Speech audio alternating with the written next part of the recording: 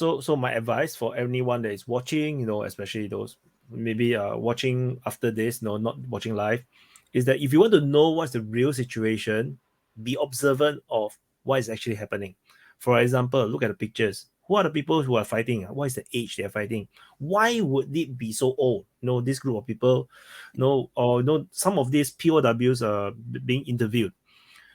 Look at the consistency. Does it fit with some of the things that come out from Ukraine that reflects the similar sentiment or similar rumors that is currently happening? For example, people getting caught off the street. Some of the rumors like the mentally retarded or some people who have terminal illness getting sent to the front. Is it being reflected? By the people that is being captured who surrendered without fighting? You can actually kind of piece together what is the reality somewhat, and you can do the same thing for the Russian side as well. Is the Russians really low on morale? Are they really lacking of soldiers? Are they really have a lot of casualties? You can actually slowly piece out all these things. You just observe the action, the decision being made. Like why is the F-16 keep being delayed?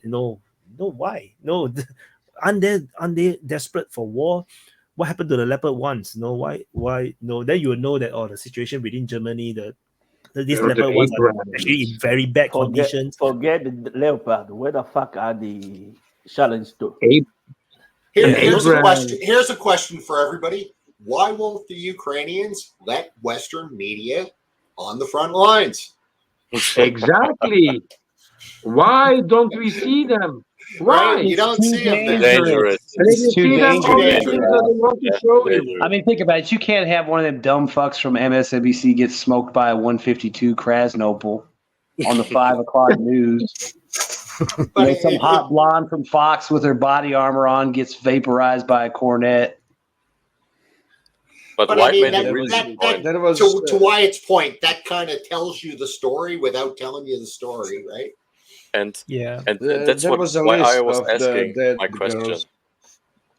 Just to get some different views. Dead girls, somewhere around 11 known dead girls on Ukrainian side.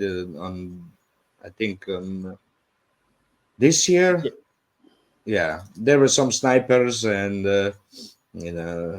those volunteers that were in trenches. So in total, around 11 known pictures. With pictures I've seen. Yeah. So anyone can actually if you follow enough. I follow on a daily basis. I'm quite sure many of the people on the panel watch on a daily basis all the different channels and everything. So you can get a sense. You don't have to listen to YouTubers. Like me. No. I'm basically informing people who have no time to basically follow. Anyone who follow on the daily basis, they are not worse off than me. To be honest, that's a reality. All the experts that you see on TV, they are not. From my experience through this war, I really lost respect for the word expert because fuck what expert. I'm watching the war daily. 100% sure that person is not spending as much time as me. On the Ukraine war. Then the things that they say is like, what the hell are you talking about? So hey, why?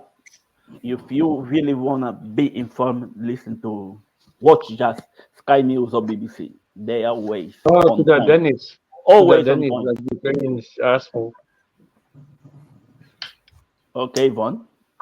I was gonna say another thing. You can I'll watch, like I said, history legends and stuff. But like some of the technical stuff, like Brian Berlick's good. I mean, he talked about the whole suppression of enemy air defense concept and how NATO and the United States train and what their success rates were in training. And this is all backed up by sources and stuff, so you can check what he says and read what he read and draw whatever conclusion you want, whether it's the same as his or different. And that's the thing. You can see stories. You hear something, units mentioned. Maybe you remember seeing a story.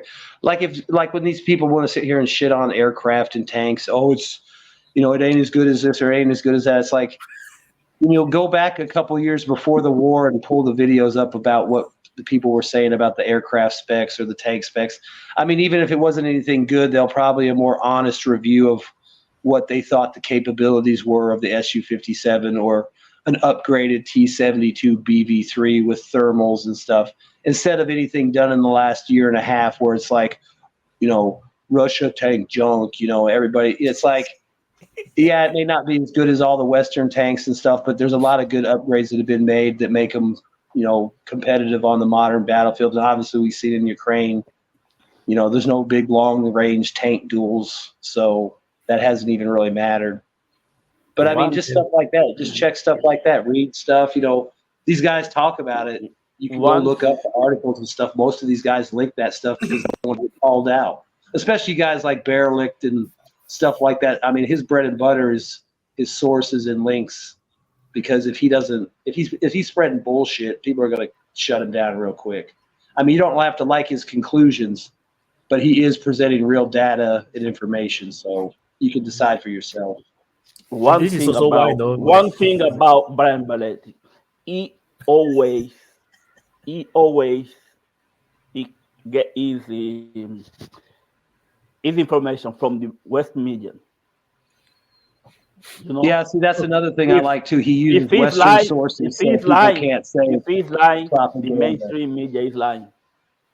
He just go out. He just knows how to get the information. Yeah, I mean, it's he always on point.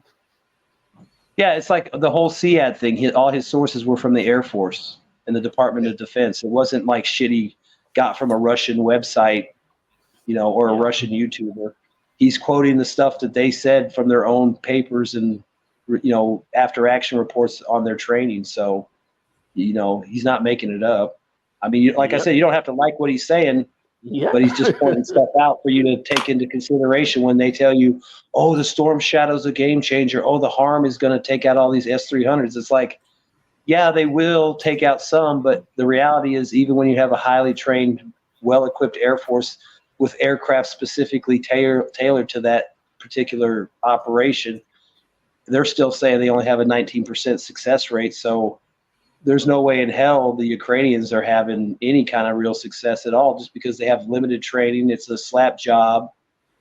I mean, if they have 16 pilot that's been training to do that for years, is got a 20% success rate, what's some guy that got 4 months time on the system going to have? In an environment that's way more intense than a training environment too. Yeah, anyone who went through the military will know. No, that's the only way I can put it. 4 months. It's a good testing ground for different platforms of weapons they got. So now they got their chance to test out what they have built up so far. In regard to airplanes and Storm Shadows and defense and attack. So they got the perfect opportunity to do so. What think about all this stuff. What scares me the most is it looks like setting a stage for the next big thing. First was the Corona, then you got Ukraine, how they mobilize everybody. So in regard to how they're gonna mobilize if the shit hits the fan and this becomes bigger than it is now, they're gonna probably do the same thing in the States. They're gonna forcefully mobilize all the mandate they need, if that's possible. What do you think, Wayne? No, there ain't gonna be no forceful mobilization in the United States.